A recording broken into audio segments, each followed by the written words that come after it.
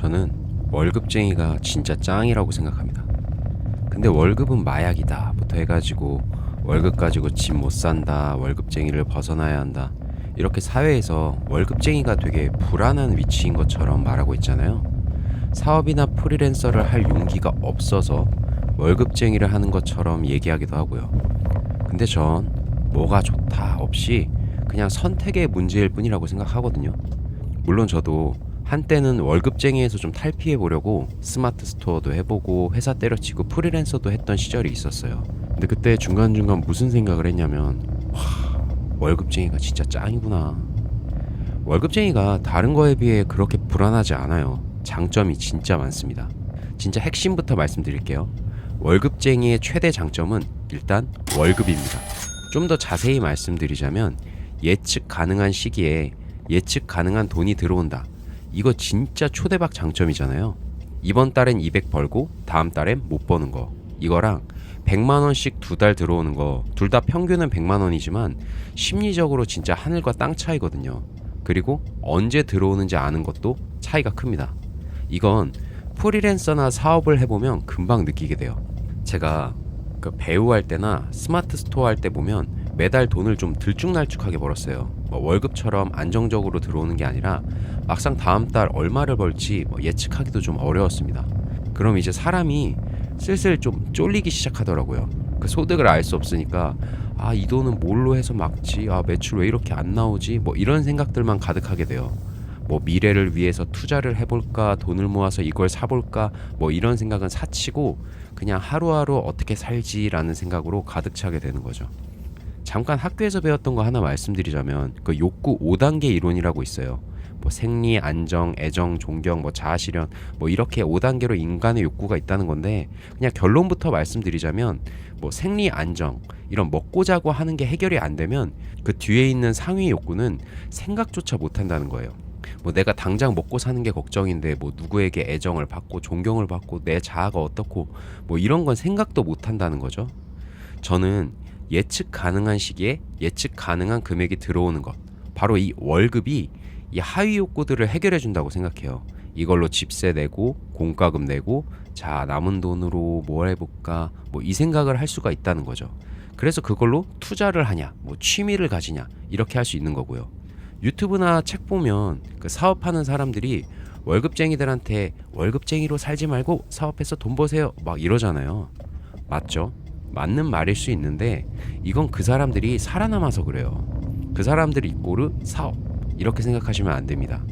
우리 눈에는 살아남고 성공한 사람만 노출이 되잖아요.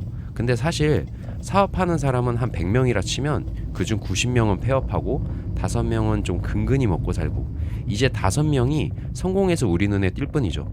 5명도 좀 많이 쳐준 것 같긴 해요. 그럼 성공 확률이 높아야 5%인 거잖아요. 저도 21년도에 스마트 스토어 막 붐 일어날 때 막 사람들이랑 같이 시작했거든요. 근데 그때 같이 시작했던 사람들 중에서 지금 그 캠핑 장비 파는 친구가 한 명 있어요. 그 친구 빼고 저 포함해서 다들 돈만 까먹고 지금 아무도 안 하고 있습니다. 그 캠핑 장비 파는 친구도 초반에 억대 매출까지 갔거든요. 근데 막 시장이 변하고 상황이 변하고 하니까 지금은 좀 겨우 사업 유지 정도만 하고 있어요. 그에 비해 월급쟁이들은 되게 평범하고 지루하고 정체된 것 같지만, 회사가 망하거나 내가 일을 그만두지 않으면 나가 떨어지는 사람은 없잖아요. 소득이 끊기지 않으니까요. 제가 사업할 때 느낀 게, 사업은 키우려면 번 돈을 그대로 재투자를 해야 되더라고요. 가령 100만 원을 넣어서 150만 원을 벌어도 그 50이 수익이 났잖아요. 거기에서 한 3, 40은 재투자를 해야 사업이 더 커지더라고요. 막상 내가 번 돈을 손에 쥐려고 하면 사업 확장이 멈춰지고 재투자를 좀 덜 해야 거기서 비로소 소득이 좀 들어오기 시작하더라고요. 그리고 친구들 사업하는 거 보면 사업이 좀 안정돼도 경기 상황에 따라서 이곳 저곳에서 대출을 끌어다 쓰기도 해요. 사업이 커졌는데도요.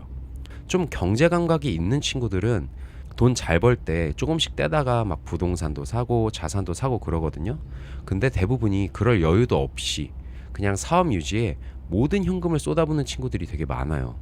또 하나, 월급쟁이는 그 퇴직하거나 하는 순간 큰 사건만 없으면 그동안 모은 돈도 있고 퇴직금도 남지만, 사업은 하다 망하면 몇십 년을 하든 모은 돈은커녕 또 빚만 지는 경우가 되게 많아요. 그런 리스크가 있는데 사업해서 좀 잘 되면 돈을 좀 많이 버는 게 맞지 않나라고 생각을 합니다. 그리고 제가 예전에 월급쟁이를 안 하고 싶었던 이유가 인생의 3분의 1을 하기 싫은 일을 하는데 막 시간을 쓰고 싶지 않아서였거든요. 근데 요즘은 무슨 생각을 하냐면 그냥 일을 하는 것 자체가 인간의 팔자려나 싶습니다. 보면 리얼 부자들 중엔 파이어족이 별로 없잖아요. 다 일하고 있죠. 이 사람들이 돈이 없어서 일하는 것도 아니고요. 일하는 거 보면 그냥 일이라는 게 돈이 충족돼도 좀 다른 영역이 있지 않을까라고 그런 생각이 듭니다. 엔비디아 젠슨왕도 인터뷰 보니까 하고 싶은 일을 하는 게 맞는데 모든 일이 즐겁다고 하지 않더라고요. 그냥 하기 싫은 게 더 많다고 하죠, 오히려. 그리고 월급쟁이로 이렇게 예측 가능한 소득 안에서 열심히 자산 모으고 한 2, 30년 그렇게 살면 그때는 그 자산을 기반으로 정말 내가 하고 싶은 일만 하면서 살 수 있지 않을까 그런 생각이 듭니다. 그리고 또 하나 장점을 말씀드리자면 월급쟁이가 은근 규칙적인 생활을 많이 해요. 교대 근무같이 뭐 직무마다 좀 다를 수는 있지만 비슷한 시간에 일어나서 비슷한 시간에 밥 먹고 비슷한 시간에 자고 그러니 자동으로 좀 건강 관리가 되더라고요. 회사 다닐 때 회사 관두면 더 건강해질 것 같잖아요. 그래서 관둔 사람들 만나면 야, 너 관두더니 얼굴 좋아졌다? 뭐 이렇게 얘기하기도 하죠. 근데 저는 오히려 백수로 살거나 사업할 때 더 건강이 안 좋아지더라고요. 왜냐면 삶이 불규칙해지더라고요. 백수나 사업은 내가 뭘 하려면 내가 의지력을 발휘해서 스스로 움직여야 되잖아요. 당장 침대에서 밥 차리러 가는 것도 좀 귀찮을 때가 많더라고요. 눈 뜨면 폰 보다가 한 3시간 뒤에 밥 먹은 적도 많고 생각해보면 이건 제 경우지만 좀 진짜 게을렀던 것 같아요. 그냥 배달 음식 먹거나 돈만 쓰는 거죠 뭐. 돌이켜보면 하루에 그냥 무의미하게 버리는 시간이 은근 많았던 것 같아요. 그거 있잖아요. 막상 회사 다닐 때 자기 개발 시간이 없어서 못한다, 뭐 운동하거나 책 읽을 시간이 없다, 막 이렇게 얘기했는데 막상 백수 되니까 딱히 운동을 더 하거나 책을 더 읽진 않더라고요. 차라리 월급쟁이의 삶이 강제로라도 나를 좀 규칙적인 인간으로 만들어주는 것 같아요. 그래서 저는 앞으로 뭐 어떻게 삶이 변할진 모르지만 많진 않더라도 이렇게 월급 받는 삶이 참 감사하고 즐겁다라고 생각을 합니다. 혹시 나중에 프리랜서나 뭐 사업을 또 하게 될 수도 있죠. 근데 일단 월급을 받고 있는 한 그냥 이 삶을 좀 즐겨보려고 해요.